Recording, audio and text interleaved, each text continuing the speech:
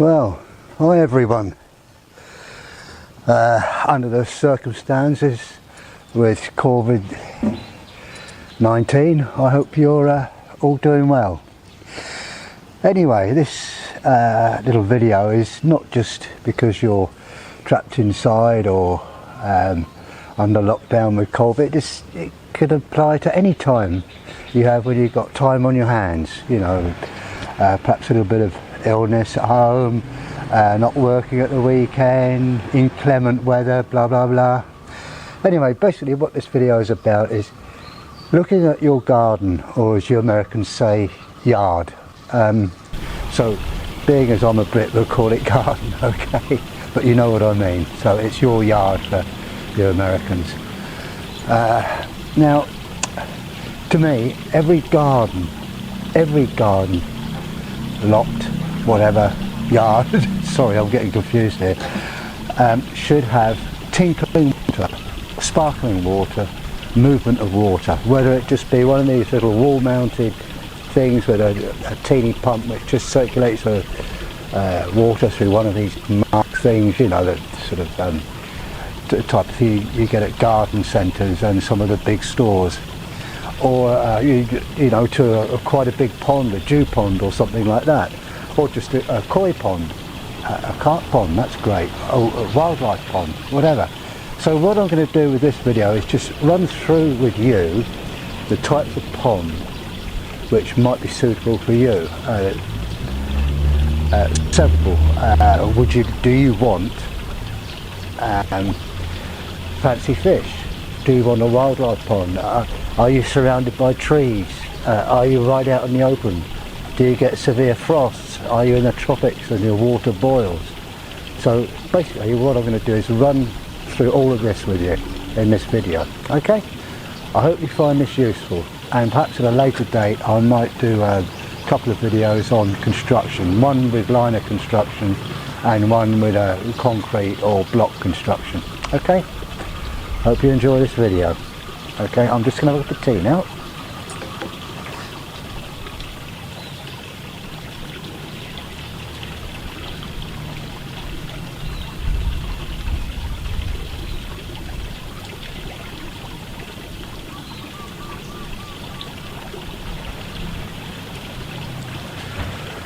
Whew, it is hot. It's not even 8 AM here in Chon Buri, Thailand, and it is hot. It's about 32, 33 and I'm just got in the sun for some reason. Oh. Right, now then, have a look around your garden. You could put a pond in the front, the back garden, it depends. But if you have it in the front garden, bear in mind that you're probably going to have your car parked in a driveway, blah blah blah. So you get people can come around, and I don't know, you can get litter and goodness knows what else in it. But you can have a pond in the front garden. It's a good idea, especially have a very small one and make it a feature of it, so you can look at it, say from your lounge or from your bedroom window or whatever. But generally speaking, the rear garden or the rear yard is a much better place to have it. Now then, first thing, have a look around. You mustn't rush this. This is something that's going to be in your garden for a long time, especially if you decide to go for a solid structure like concrete, block, brick, stone, that type of thing. Have a look. You don't want your pond under trees. You don't want leaves going on it. You don't want too much shadow. You must have a certain amount of sunlight on a pond. So you know, whereas you do need some protection from, say, the midday sun if you're in hot climes, or if you get exceptionally hot summers like the Mediterranean, for example, you will need some sort of shading, preferably midday. So try and get, for example, you get a palm tree near the pond, so that as the sun goes round, you've situated a palm tree so it casts a shadow, but not all day, just it casts a nice shadow. You could use dwarf firs, pines and things like that, but again, away from the pond. Another thing to think about is frost. If you're in a frost-prone area during the winter, I mean, you need to have, your pond has to have some depth to it, otherwise it will freeze solid. And with with the frost prone areas, probably liner ponds are your best bet because there's some give on the surface tension. As you know, when water freezes, it expands. I think it's 4%. So if you've got for example, a stone pond, which is solid, with all concrete base and everything, that could in time force where the water line is, that would cause that to weaken, that would crack very quickly, believe me. That would be a matter of a few years. In fact, it might even happen in your first really cold season. So that's another thing to think about. Another thing is if you've got animals, is there a problem with animals getting into your pond? If it doesn't bother you, then that's fine. But if you've got animals and you want to keep them away from the pond, then you have to think about cordoning off the pond and all that sort of thing. So there's loads to sort of think about. Now then, where do you want the pond to? Do you want to look at your pond from, say, your lounge window or your patio, for example, if you have a patio outside your rear door? Do you want to look at it from the kitchen? If you work a lot in the kitchen, you want to look out to your pond. Or do you want it out of the way, secluded? It's like you can walk around the garden and you come round a corner and it's a surprise and there you have this lovely pond. All these sort of things. Now, another thing, do you want a wildlife pond? That's a totally different structure, because a wildlife pond will have to have one shallow, very gentle sloping side, and then it'll go down deep and then come up like so that things like frogs, toads, etc., many amphibians can go in and out on that shallow area. And in that kind of pond, really, you really want to have any ornamental fish in there, just let purely wildlife. And in that case, it doesn't matter too much if some leaves and leaf litter fall into it, because they would decompose and that will all be part of the natural environment, and that shouldn't, I say it shouldn't, affect the metabolism or whatever you want to call it of the pond life, because it'll form its natural cycle over the course of the year. And you don't need oxygen. It doesn't need to be oxygenated at all. Oxygenated. Excuse me. Now, if you're going to have if you want to keep a few goldfish, for example, and a little bit of wildlife, then you want to oxygenate the pond. You can do that very simply with one of these statue things. You can buy them anywhere. With a mouth spouting out with a head coming thing, or these shells, or all these fancy sort of things you can get. You can have that sort of tickling away in your pond. That'll sort of circulate the water a little bit, just gently. If you've got goldfish, they're not too bothered. They don't need tons of oxygen, but don't overstock it. Just have half a dozen, say, at the most, depending on pond size, of course.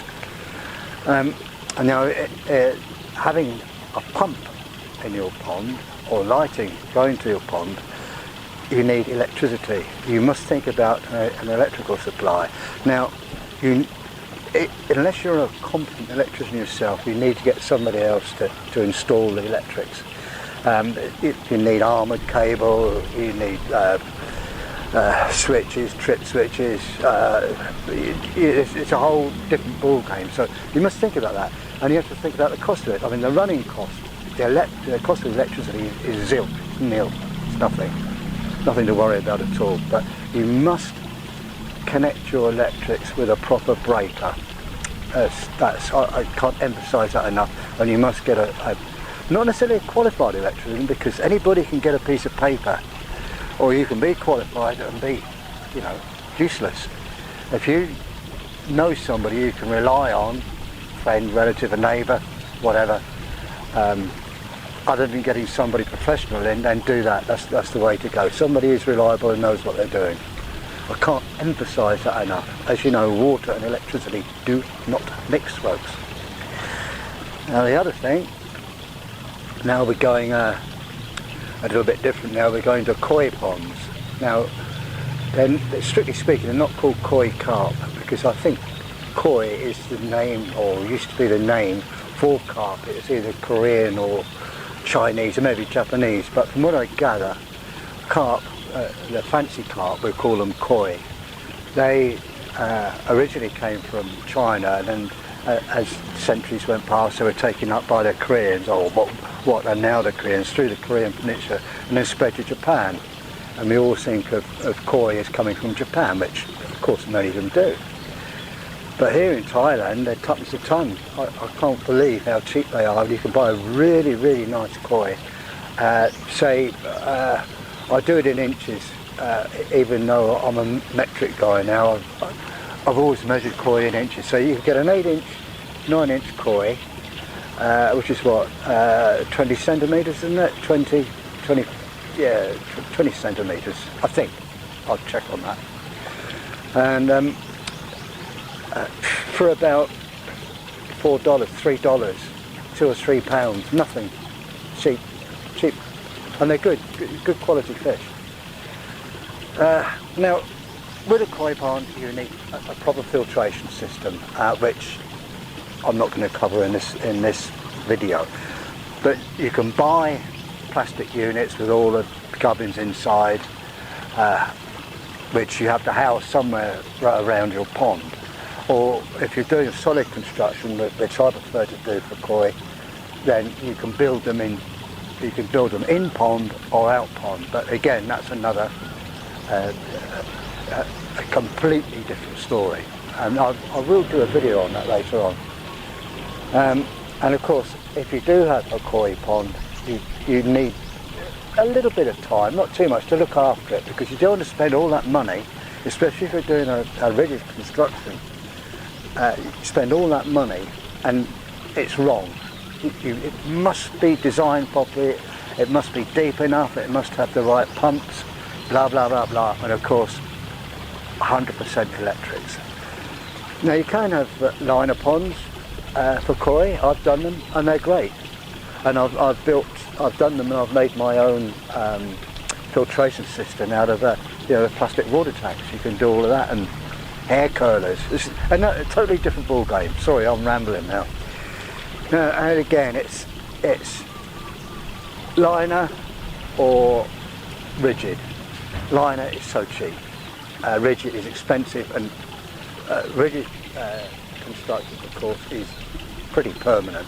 You've got probably reinforced concrete, stonework. No, like this, what I have here is all reinforced concrete, and the block work has got steel rebars running around it, and all that sort of thing.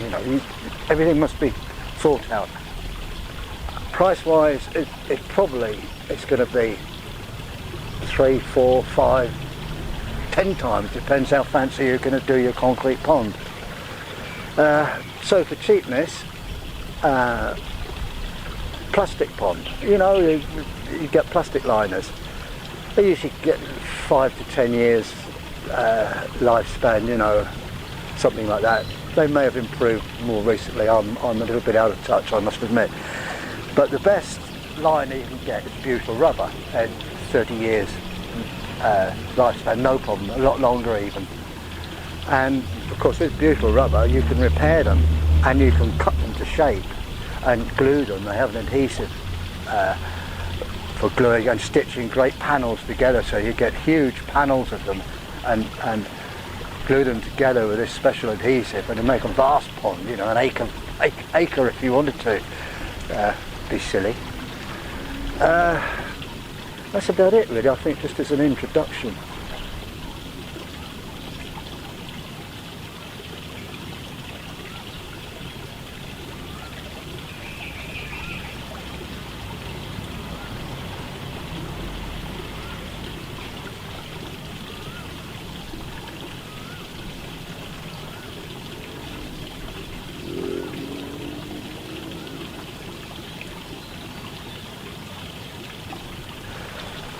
Right, now, pond shape.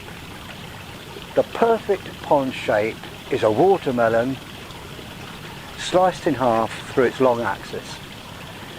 So you've got a narrow piece and a long piece, a bit like an American football or a European British rugby football. That is the ideal shape. Or half a sphere, like half a soccer, half a football, a real football. Sorry. That's the ideal shape, especially if you're keeping fancy fishing, because your pump, which will circulate that water, there are no dead spots. If you have a square, rectangular pond, sorry, you're going to get dead spots in the corners where the water doesn't move. Not that it really matters, but some people might get fussy about it. For a wildlife pond, it can be any shape really. I mean, round, rectangular, kidney shape, that type of thing. You know, you don't want it. A natural pond, you don't really want a square or a circle. You want it sort of random, and that's it. I think that's it for now. If I think of anything else, I'll pop it in. I'll put an insert during this video. Now, at the end of this video, I intend to show you some sort of rough designs, and not precise, just my sketches to show you what I mean by a shallow pond, a rectangular pond, blah blah blah blah.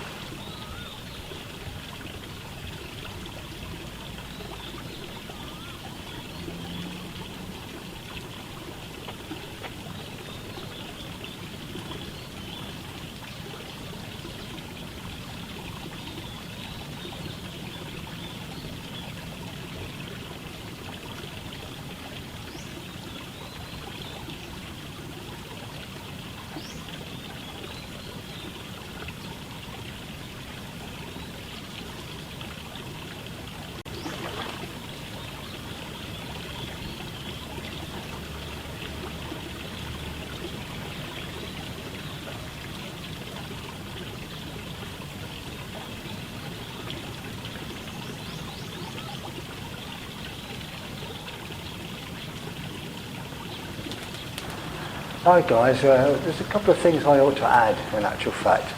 One is, do you want the pond in the ground, partially raised or completely above ground? Now each has its own advantages. For example, for a wildlife pond, a natural pond, it's better to have it sort of at ground level roughly, or a few centimetres or a few inches above ground would be okay. And you can surround it with you know, crazy paving or brickwork, whatever takes your fancy, rockeries, whatever.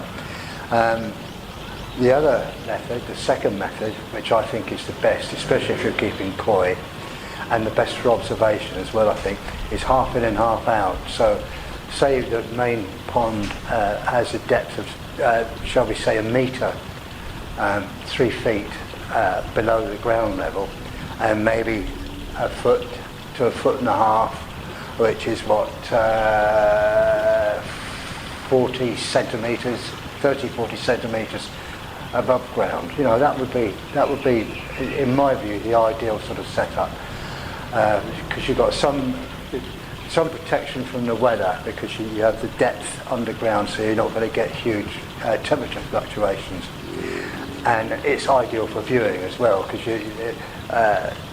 you can sit down and comfortably look at your pond. You can, you know, have pond-side seating if you like. I have. Love it. I've watched my koi for hours. And the third option, which is sort of all above ground, now that would have to be a rigid structure, you know, concrete structure. Now that has to be well built. You know,